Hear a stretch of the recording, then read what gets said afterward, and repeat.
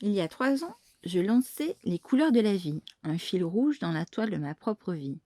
Une animation imaginée pour les enfants petits et grands, avec en toile de fond cette magnifique fête où les masques hilarants, les costumes chatoyants, les rythmes entraînants viennent secouer l'hiver et réveiller le printemps. Aujourd'hui, vous l'avez compris, j'ai choisi de donner ma voix à un conte de carnaval. Au commencement était le froid sec, vif, piquant, pénétrant, impitoyable de février. Il gelait à pierre fendre, et tous grelottaient, tremblotaient, frissonnaient en dépit des écharpes, des moufles, des bonnets. Certains, plus frigorifiés encore que d'autres, s'enrhumaient, souffraient de gerçures, de crevasses ou d'engelures. Des visages étaient plus pâles que des draps.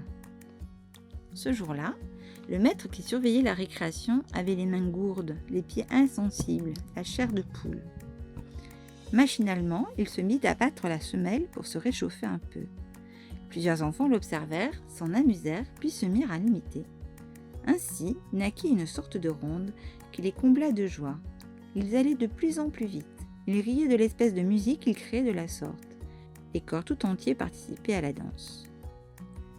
Jour après jour, ils ajoutèrent quelques mouvements des mains, des bras, des hanches, des épaules, de la tête. Ils mêlèrent à leur jeu jusqu'aux plus jeunes et aux plus âgés de l'école, jusqu'aux surveillants. « Allez, venez, dansez avec nous, réchauffez-vous !» Certains eurent l'idée d'apporter de vieilles marmites et d'assortir la danse de judicieux tambourinages, réalisés du plat de la main. Certains ajoutèrent des baguettes pour que le résultat de leur frappe constitue une plus grande harmonie sonore. Aux heures de récréation, les sons se faisaient entendre jusqu'au-delà du bourg. Puis ils résonnaient encore dans les têtes des heures durant.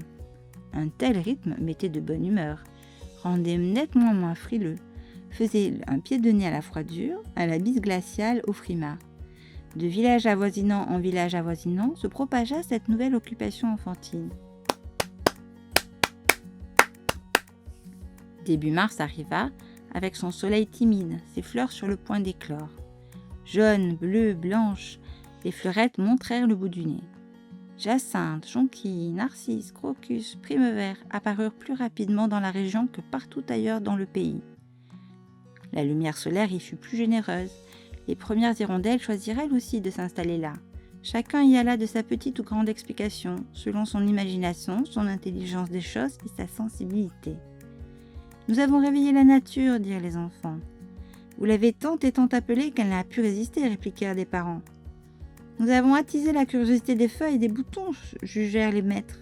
« Vous avez adressé sans le savoir une supplique au ciel et il vous a entendu, ajouta le prêtre.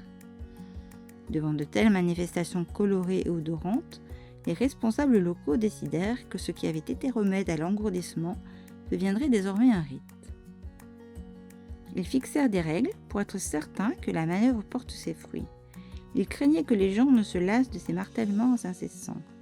Ils instaurèrent peu à peu cortèges, farandoles, auxquels furent invités non seulement les enfants, mais également les adultes. Ils déterminèrent plusieurs dates auxquelles impérativement cela devait être organisé. Ils introduisirent certains déguisements destinés à attirer les regards du soleil. Ils firent appel à des tambourineurs professionnels. Ils offrirent des grelots aux bambins. Pour ces défilés, on confectionna des habits hauts en couleur, des sarraux et des tuniques garnies de rubans. On élabora des accessoires aussi variés qu'inattendus, tels ces coiffes démesurées, ces larges ceintures, ces galons ou ces franges extraordinaires, ces chaussures aux bouts pointus ou recourbés.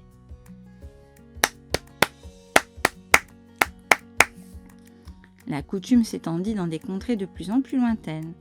On dit que selon l'énergie dépensée à de telles démonstrations festives, le printemps se fait plus ou moins précoce. Il paraît que toute vague de froid capitule face à pareille unanimité primesautière. Je compte sur vous pour faire éclater les couleurs de la vie. Je vous souhaite un bon carnaval, un bon mardi gras. À bientôt!